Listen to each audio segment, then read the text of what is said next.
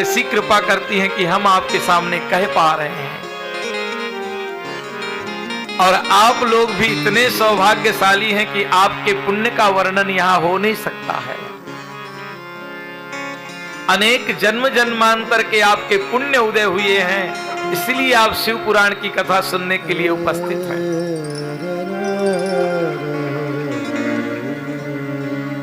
शौनक ऋषियों से कहा कि एक नगर है जिसका नाम वास्कल है,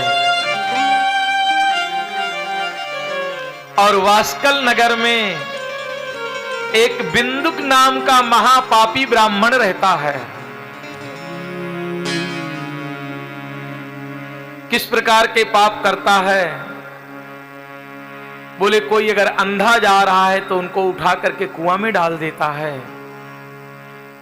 छोटे बच्चों को देखता है तो इतना हत्यारा है कि उनका गला दबा करके उनकी हत्या कर देता है वो बिंदुक।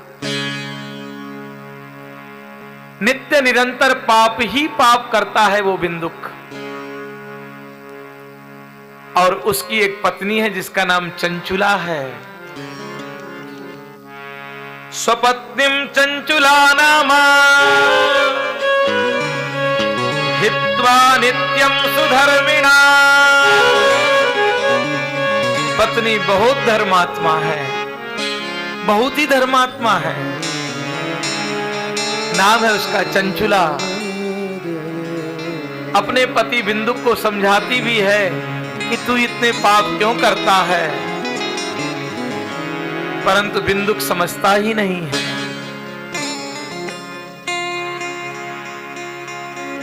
अधर्म करता है, और यहां तक कि जब वो कहीं निकलता है तो उसके शरीर से पापों की बदबू आती है।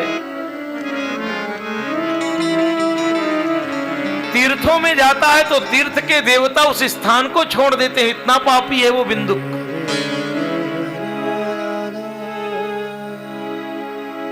परंतु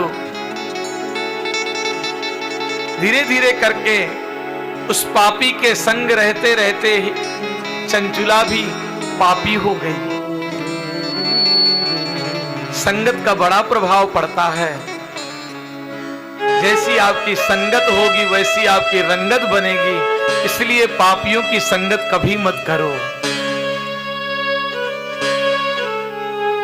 संग ही नीम को चंदन बना देता है।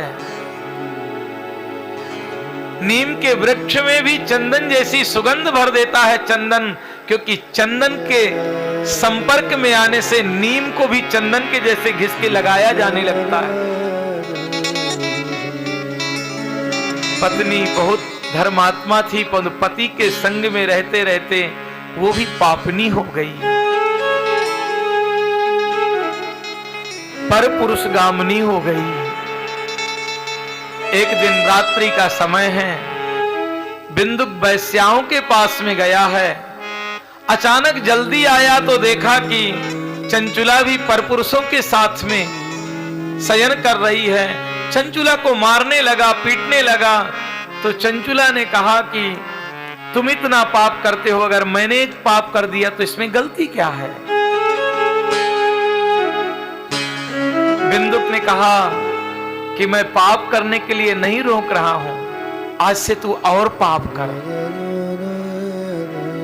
कि जारे विहाय नित्यम तम चेतसा निर्भयेन वै। चंचुला, मैं तुझे मारूंगा नहीं। तू आज के बाद में ना परपुरुषों से बहुत सारा धन ठग के ला। तू परपुरुषों के पास में जा, मैं तुझको रोक नहीं रहा हूं, पर उनसे धन छीन करके ला और मुझे दे दे। खूब पाप कर। मैं पापी हूं, तू भी पापनी बन जा। परंतु उनका धन छीन करके ला परपुरुषों का, और उससे मैं मौज करूंगा। भक्तों, आज भी दिखाई पड़ता है, समाचारों में दिखाई पड़ता है, कितने पुरुष अपनी पत्नियों को, बच्चियों को वैश्यावृत्ति में धकेल देते हैं धन के लिए।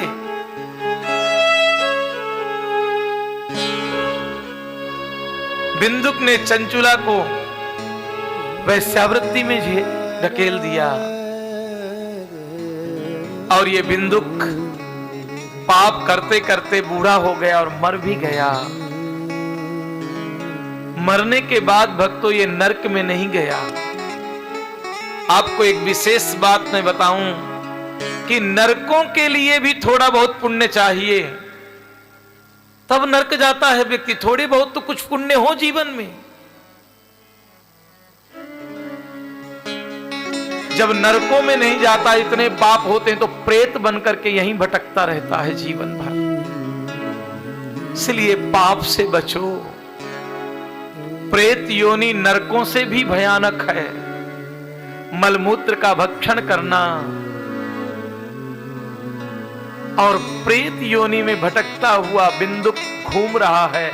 विंध्याचल पर्वत में महान प्रेत बन गया। चंचुला भी वृद्ध हो गई। ये शरीर, ये संगी, ये धन कितने दिन तक हमारे साथ रहेगा? एक दिन ये सब छोड़ देगा हमें। विचार करो। कभी कभी तो मेरे आंखों से आंसू निकल पड़ते हैं जब विचार करते हैं कि देखो उस परमात्मा को जिनको हम अपना मानते हैं, कि हमारे बच्चे, हमारा परिवार, हमारा कुटुंब, हमारा धन, हमारा शरीर, ये सब हमें छोड़ रहा है। परंतु जिस परमात्मा को हम अपना नहीं मानते हैं, वो परमात्मा हमारे पाप करने के बाद हमारे साथ नरकों तक बिचारा जाता है। वो कभी हमारा साथ छोड़ता नहीं है। तुम नरक जाओ तो परमात्मा बिचारा नरक जाता है। तुम स्वर्ग जाओ तो परमात्मा स्वर्ग जाता है। तुम कुत्ता बन जाओ, बिल्ली बन जाओ, सब जगह परमात्मा तुम्हारे साथ ही रहता है। वो कभी तुम्हारा साथ छोड़ता। घर, कुटुंब, परिवार, यौवन, जिस शरीर को हम अपना मान रहे हैं, मान के बैठे कि कभी छूटेगा नहीं, परंतु ये शरीर एक दिन आप छोड़ो ना छोड़ो छूट ही जाएगा। पल पल मर रहा है, पल पल आपको धोखा दे रहा है। कहां ये आपका है? चंचुला भी वृद्ध हो गई। एक दिन मेले में भ्रमण कर रही थी। उसी मेले में शिव पुराण की कथा चल रही थी और ब्राह्मण शिव पुराण के वायु वीर संहिता में नरकों का वर्णन कर रहे थे कि योषिताम जार सक्तानाम नरके यम किंकिरः संतप्त लोह परिघम छिम्पन्ति स्मर मंदिरे। जो परपुरुषों से किसी भी प्रकार के मानसिक वाचिक संबंध रखती हैं स्त्रियां, उनको नरकों में ले जा करके यम के दूत उनको बहुत यातनाएं देते हैं।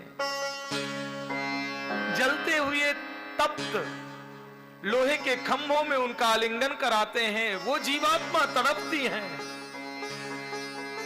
भक्तों, यहां तो हम किसी को भी धोखा दे देंगे, कुछ भी झूठ बोल देंगे, परंतु वहां यम के जो दूत हैं वो किसी को माफ करते, वहां यातना भोगना ही पड़ता है। चंचुला के कानों में जैसे ये श्लोक गूंजा, पहुंचा, मन में विचार करने लगी, मैंने तो बहुत बड़े बड़े पाप किए हैं, मुझको तो यातनाएं बहुत भोगनी पड़ेंगी, मुझको नरकों में जाना पड़ेगा। रोने लगी चंचुला। भक्तों, पाप करना बुरा है, निश्चित बुरा है। पाप करने के बाद अगर पाप का जीवन में हमारे प्रायश्चित हो जाए तो हम पाप से मुक्त हो सकते हैं। कई लोग पाप को ही अपना धंधा बना लेते हैं, पाप को ही पुण्य समझ लेते हैं। आजकल ना पाप भी समाज में हो रहा है, पुण्य बन के हो रहा है। लोग बोलते हैं अन्याय का पैसा लेना ही पड़ता है, उसके बिना काम नहीं चलता है। कई लोग तो बोलते हैं झूठ बोलना ही पड़ता है, झूठ के बिना काम ही नहीं चलता है। ऐसा नहीं है, ऐसा बिल्कुल नहीं है।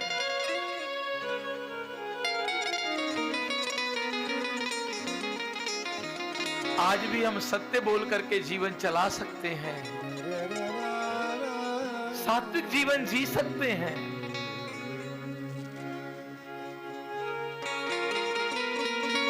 चंचुला को प्रायश्चित होने लगा। मेले में अपने गांव के लोगों का संग छोड़ दिया और धीरे धीरे करके उस मार्ग में जा रही है जहां से शिव पुराण की कथा आ रही थी। कथा का विश्राम हो गया। कथा सुनाने वाले महात्मा बैठे हुए थे। चंचुला ने साष्टांग प्रणाम किया महात्मा को। रो करके चंचुला ने कहा कि हे देव कथा करने वाले महात्मा, मैं आपको प्रणाम करती हूं। मैं इतनी पापनी हूं कि मैं अपने पाप के विषय में आपसे कुछ नहीं कह सकती। शायद मैं अपने पापों का वर्णन करूं तो आप भी मुझे यहां खड़े ना होने दें। मेरे अनन्य पाप हैं। प्रयाश्चित्तम, मैं कितना भी प्रयाश्चित करूं, कितना भी कुछ करूं, मेरे पापों से मैं निवृत्त नहीं हो सकती। रो रो करके चंचुला का बड़ा बुरा हाल। उस महात्मा ने कहा, चंचुला तुम रो मत। तुम कैसे कह रही हो कि मुझको कोई स्पर्श नहीं कर सकता? मैं मरूंगी तो भयानक यातनाएं भोगूंगी। तुम बिल्कुल मत चिंता करो।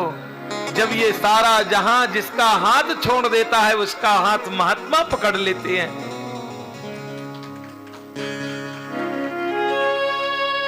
इस संसार में चंचुला, संसार में सबसे ज्यादा सुखद अगर कोई क्षण है तो किसी महात्मा का मिलन, किसी संत का मिलन, किसी महापुरुष का मिलन। क्योंकि संतों का जन्म ही हुआ है सद्पुरुषों को तारने के लिए, सद्पुरुषों का उद्धार करने के लिए। कि संत उदय संतत सुखकारी, संत उदय संतत सुखकारी, संत उदय संतत सुखकारी, संत उदय सुखकारी। विश्व सुखद जीव इंदु तमारी, विश्व सुखद जीव इंदु तमारी।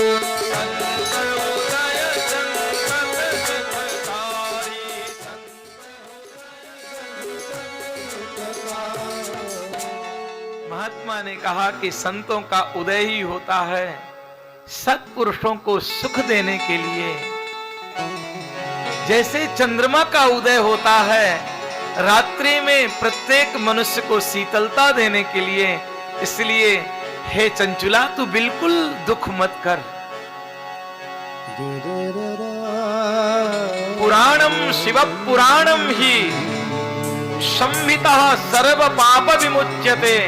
मैं तुझे शिव पुराण की कथा सुनाऊंगा, ऐसी कथा जो संहिताओं में कही गई है। इस कथा को सुनते सुनते चंचुला तेरे सब पाप धुल जाएंगे। संतन के संग लाग रे तेरी अच्छे बनेगी। संतन के संग लाग रे तेरी अच्छी बनेगी। अच्छी बनेगी तेरी किस्मत जगेगी। अच्छी बनेगी तेरी किस्मत जगेगी। अच्छी बनेगी तेरी किस्मत जगेगी। अच्छी बनेगी तेरी किस्मत जगेगी। जाग सके तो जाग रे तेरी अच्छी बनेगी। जाग सके तो जाग रे तेरी अच्छी संग लागी रे तेरी अच्छी बनेगी।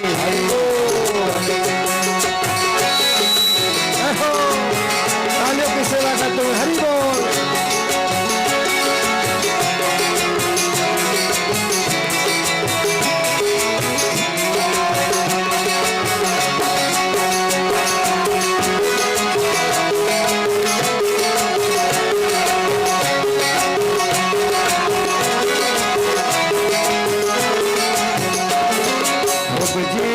बन गई प्रहलाद जी की बन गई, ध्रुव जी की बन गई प्रहलाद की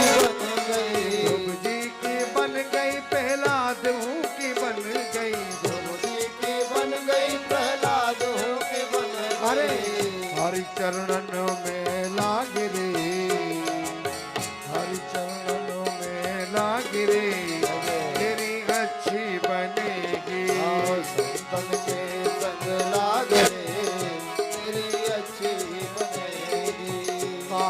से तो है हंस करेंगे, कागा से तो है हंस करेंगे, कागा से तो है हंस करेंगे, कागा से तो है हंस करेंगे।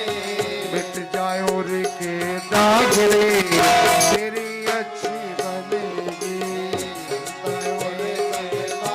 जय हो तेरी अच्छी बनेगी।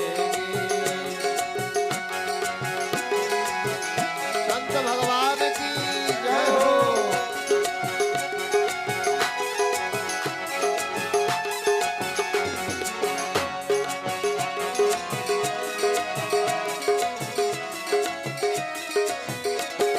हरि हो।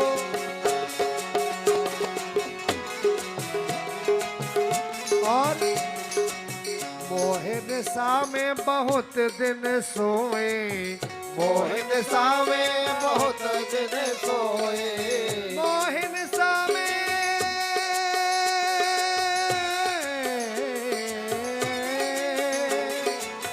मोहिन सा में बहुत दिन सोए, मोहिन सा में बहुत दिन सोए। जाग सके तो जाग रे तेरी अच्छी बनेगी। जाग सके